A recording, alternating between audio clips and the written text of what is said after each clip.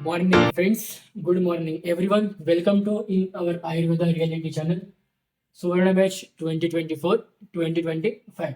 Okay, सो आज का हमारा सब्जेक्ट है पदार्थ विज्ञान, जिसका हमारा थर्ड चैप्टर आज कवर कर रहे हैं. थर्ड चैप्टर आज कवर कर रहे हैं हम. दैट इज द्रव्य विज्ञानियम अध्याय. ठीक है, जिसका हम कवर करेंगे 3 पार्ट में. 3 नहीं, 4 पार्ट में कवर करेंगे इसको. ठीक है, तो सबसे पहले आज हमारा पार्ट 1 कवर करते हैं हम द्रव्य विज्ञानी का. दैट इज पार्ट 1 में आता है. देखेंगे हम द्रव्य की निरुक्ति, द्रव्य के लक्षण, द्रव्य के वर्गीकरण, दोष कर्म भेद से द्रव्य के प्रकार, प्रयोग भेद से द्रव्य के प्रकार, फिर द्रव्य के आयुर्वेद महत्व. ठीक है, ये पार्ट 1 में आज हम देखेंगे. ओके, कवर करेंगे 1 शॉट में. ओके, सो अब आपको मेरी स्क्रीन के सामने दिख रहा होगा द्रव्य की निरुक्ति.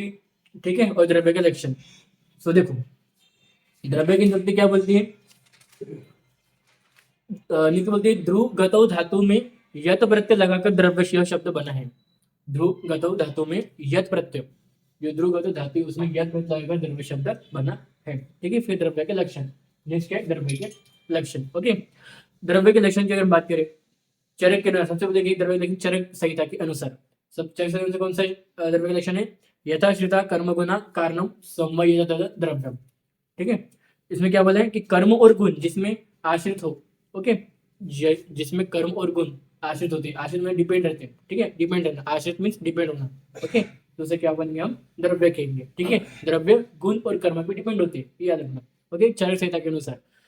वैशेषिक दर्शन के अनुसार क्रिया गुणवत्त समवाय कारण मिति द्रव्य लक्षण, मतलब क्रिया और गुणयुक्त एवं समवाय कारण को ही द्रव्य कहा जाता है.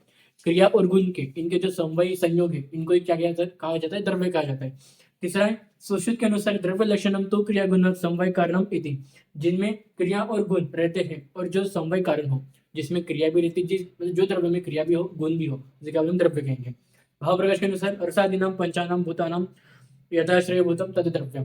ठीक है, मतलब रसादी का जो आश्रय लेता है, रस आदि द्रव्य का जो आश्रय लेता है, उसको क्या बोलते हैं, द्रव्य कहते हैं. ठीक है, तो ये सारे लक्षण चरक के अनुसार, वैशेषिक अनुसार, सुश्रुत अनुसार, भाव प्रकाश अनुसार सब आपको याद करने हैं, ये सारे लक्षण के shlokas. Okay, must compulsory shlokas learn करने हैं. ठीक है, अब हम सबसे पहले वर्गीकरण समझेंगे द्रव्य का, फिर हम हर एक वर्गीकरण को पढ़ेंगे. ठीक है, चलो द्रव्य. देखो, द्रव्य का वर्गीकरण 2 टाइप्स, कारण द्रव्य और कार्य द्रव्य.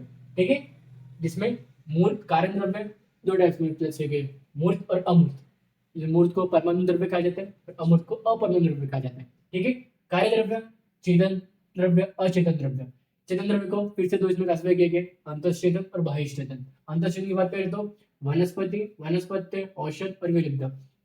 बाह्यचेतन की बात करें तो जरायुज, अंडज, स्वेदज और उद्भिज. फिर हम बात करें अचेतन में, तो अचेतन में आते हैं खनिज, कृत्रिम. ठीक है, अब हम एक एक करके पढ़ते हैं. ठीक है, सबसे पहले हम पढ़ते हैं दैट इज कारण द्रव्य. कारण द्रव्य मतलब क्या होता है, अब आपको मेरे स्क्रीन के साइड में दिखाई होगा. ठीक है, कारण द्रव्य मीन्स वे द्रव्य जिनसे कार्य द्रव्य की उत्पत्ति है, ऐसे द्रव्य जिनसे कार्य द्रव्य की उत्पत्ति है, कार्य वाले द्रव्य की उत्पत्ति है. ठीक है, जैसे ये 2 प्रकार के होते हैं, मूर्त और अमूर्त. मूर्त मीन्स परमाणु, अमूर्त मीन्स अपरमाणु. मीन्स मूर्त द्रव्य मीन्स विशेष आकार और चलनात्मक कर्म, अगर जिसमें ऐसे द्रव्य जहाँ जिसमें आकार मीन्स फिगर्स और क्या हो, कर्म हो, कार्य हो. ओके, उसे हम क्या बोलेंगे, मूर्त द्रव्य कहेंगे. इसमें आते हैं पृथ्वी, जल, तेज और वायु. ठीक है, अमूर्त द्रव्य मीन्स अपरमाणु द्रव्य मीन्स जिस द्रव्य में परमाणु नहीं होता है, मतलब जिसमें चलनात्मक क्रिया ना हो, ना आकार हो, उसे हम क्या बोलेंगे, अमूर्त मीन्स अपरमाणु द्रव्य बोलेंगे. ठीक है, इसमें आता है आकाश, काल, दिशा और आत्मा. उदाहरण उदाहरण याद रखो. ठीक है, फिर कार्य द्रव्य की हम बात करें, कारण द्रव्य से उत्पन्न होने वाले. अब कारण द्रव्य से जो उत्पन्न होते हैं, कारण द्रव्य कैसे हो रहे थे, कार्य द्रव्य से उत्पन्न हो रहे थे. अब कार्य द्रव्य कैसे होंगे, कारण द्रव्य से उत्पन्न हो रहे हैं. ठीक है, मतलब अपोजिट. ठीक है, उदाहरण पृथ्वी, जल, अग्नि, वायु. ओके, फिर हम बात करते हैं कार्य द्रव्य को चेतन और अचेतन में डिफाइन किया गया है. सबसे देखेंगे चेतन द्रव्य. चेतन द्रव्य को और कौन सा द्रव्य कैसे कहते हैं, सेंद्रिय द्रव्य भी कहते हैं. ठीक है, मतलब सेंद्रिय द्रव्यों को चेतन द्रव्य कहते हैं. चेतन तो आत्मा से, जिस द्रव्य में आत्मा का अधिवास हो, उसे हम क्या बोलेंगे, अधिवास मीन्स अधिष्ठान. ओके, अधिष्ठान हो, उसे हम बोलेंगे चेतन द्रव्य, सेंद्रिय द्रव्य. चेतन द्रव्य के जिसमें उदाहरण आते हैं मनुष्य, पशु, पक्षी, कीड़े, जंगम प्राणी. ठीक है, फिर चेतन द्रव्य किस डिफाइन, चेतन जो चेतन द्रव्य है उसको 2 क्लासिफाई में, 2 इसमें डिफाइन किया गया है, अंतर्चेतन, बाह्य चेतन. अंतर्चेतन की बात करें तो अंतर्चेतन में क्या होता है कि इन्हें ज्ञान का अनुभव होता है, मतलब ऐसे द्रव्य जिनको ज्ञान का अनुभव होता है, जिनको भावनाएं होती है, बट वो अपनी भावनाओं को बाहर व्यक्त नहीं कर सकते। ठीक है, ठीक है, लेकिन उनको अंदर ही अंदर उनकी भावना का क्या होता है, महसूस होता है। ठीक है, जैसे कि वनस्पति, वानस्पत्य, औषध और विरुद्ध। वनस्पति मतलब इसमें पुष्प अपनी कर्णिका से ढक जाते हैं। पुष्प जो होते हैं वो कर्ण पुष्प से, जैसे कमल का फूल अपने पत्तों से ढक जाता है। ठीक है, उदाहरण वट, पिंपल, उम्बर। वानस्पत्य मीन्स इसमें पुष्प और फल दोनों दिखाई देते हैं। इसमें पुष्प मीन्स इसमें फल, फूल भी दिखाई देगा और फल भी दिखाई देगा, ऐसे वनस्पति है। ठीक है, इसमें आम और अमरूद बोल सकते हैं। औषध, यह फल के पकने पर नष्ट जाता है। औषध की अगर हम बात करें तो ये जब फल जब पक जाता है और जब नष्ट हो जाते हैं तो तब औषध का निर्माण होता है। ठीक है, उदाहरण गेहूं, जौ, तिल, धनी, चावल, ऐसे इनके इनकी अगर हम बात करें तो। विरुद्ध, जिसमें डाली होती है और वह पसरती है। ऐसी ऐसे झाड़ जो जिनकी डाली होती है और पसरते हैं, जैसे गुड़ुची, करेला और पारोल। ठीक है, फिर हम बात करते हैं बाह्य अभ्यंतर प्रश्न। ठीक है, बाह्य अभ्यंतर प्रश्न, इनमें चेतना बाह्य अभ्यंतर रूप में दिखाई देती है, मतलब इनमें दिखाई देती है हमें। अंत क्षेत्र में दिखाई दे रही नहीं थी उनकी भावनाएं, लेकिन बाह्य क्षेत्र में हमें इनकी भावनाएं दिखाई देंगी बाहर से। कैसे? क्योंकि इसमें 4 टाइप्स होते हैं, जरायुज, अंडज, स्वेदज और उद्भिद। जरायुज मीन्स जरायु से जन्म लेने वाले, प्लासेंटा से जन्म लेने वाले, जैसे कि मनुष्य, बैल और घोड़ा। अंडज मीन्स अंडों से उत्पन्न होने वाले, जैसे कि कोकिला, चिमनी, सांप और कासव। फिर स्वेदज की हम बात करते हैं तो स्वेद से उत्पन्न होने वाले, जैसे कि कुमी, कीटक। ओके, और उद्भिद मीन्स पृथ्वी के भीतर से जन्म लेने वाले, इंद्रगोप, बेंडुक और गांडुल आप जो बोलते हो। ठीक है, अचेतन सेकंड टाइप है अचेतन द्रव्य मीन्स निरेंद्रिय द्रव्य। ओके, निरेंद्रिय द्रव्यों को अचेतन कहा गया क्योंकि इसमें आत्मा का निवास अधिष्ठान नहीं होता है। ठीक है, जिसमें आते हैं प्राकृत, खनिज, कृत्रिम। ओके, जैसे कि देखो, प्राकृत द्रव्य मीन्स पृथ्वी को खोद कर प्राप्त होने वाले द्रव्य, जो पृथ्वी के भीतर जब भी अब देखो खदाई होती है, खादान, खदान में जो खोद के निकालते द्रव्य उनको बोलते हैं प्राकृत में खनिज द्रव्य। ठीक है, जिसमें आते हैं धातु और अधातु, जिसमें हमें धातु भी मिलते हैं और अधातु भी मिलते हैं। ठीक है, कृत्रिम की बात करें तो मनुष्य द्वारा बनाए गए द्रव्य, जैसे कि प्लास्टिक नायलॉन जो भी है सब मनुष्य के द्वारा बनाए हुए इन्वेंशन वाले द्रव्य। ठीक है, प्लास्टिक मनुष्य ने बनाए। ओके, फिर हम बात करें नेक्स्ट दोष कर्म भेद द्रव्य के प्रकार। दोष कर्म भेद मीन्स प्रभाव भेद से द्रव्य के प्रकार।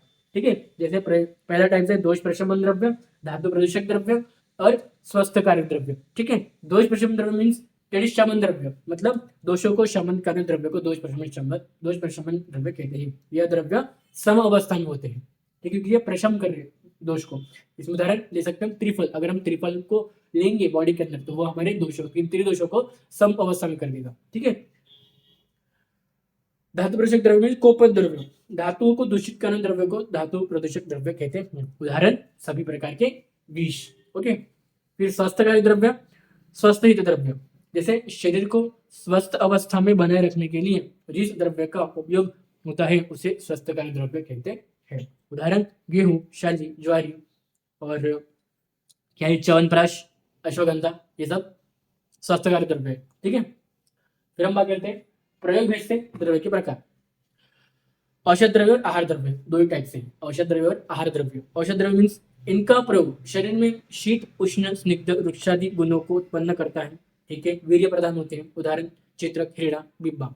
ठीक है, बिब्बा एक आयुर्वेदिक आइटम है। ठीक है, आयुर्वेदिक चीज है। ओके, जो हम खाते हैं। आहार द्रव्य मीन्स इनका प्रयोग शरीर धातुओं का पोषण करता है और ये द्रव्य रस प्रदान होते हैं।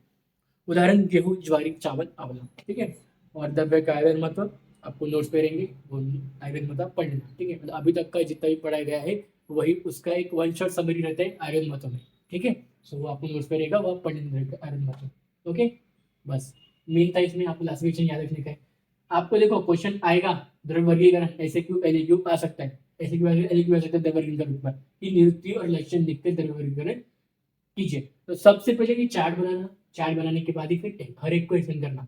ठीक है, और ये भी एक्सप्लेन कर दोष क्रम से भी बताना, ब्रेक से बताना, फिर लाके आगे मत। ठीक है, अगर द्रव्य की निरुक्ति लक्षण लिखकर ऐसा क्वेश्चन आता है द्रव्य की निरुक्ति और लक्षण लिखकर वर्गीकरण कीजिए, तो आपको पूरे इतने पॉइंट्स कवर करना पड़ेगा। इतने पॉइंट्स कवर करेंगे तो 10 पे के आपको 7.5 मार्क्स मिलेंगे आराम से। ठीक है, अगर इतने पॉइंट्स कवर नहीं होंगे तो आपको 5 या 6 मार्क्स मिलेंगे। ठीक है, 5 मार्क्स या 6 मार्क्स एलएक्यू। ऐसे कि मैं तो पूछता नहीं, ऐसे कि मैं अगर पूछेगा तो डायरेक्ट ऐसे कि मैं डायरेक्ट ही पूछेगा कि सिर्फ धर्म वर्गीकरण कीजिए, बस इतना ही। निरुक्त लक्षण नहीं पूछेगा, मतलब फिर निरुक्त लक्षण पूछेगा, वर्गीकरण नहीं पूछेगा, ऐसे कि। ठीक है, ओके, तो आज का हमारा जो द्रव्य विज्ञान नियम पार्ट 1 था वो मैंने यहाँ पे कमजोर किया बहुत इजी वे में। नोट्स स्क्रीन में मैंने साइड में शेयर किया है, वही ये सब मेरे हैंड रिटन नोट्स है, यही मैं शेयर करूँ ग्रुप में, ठीक है।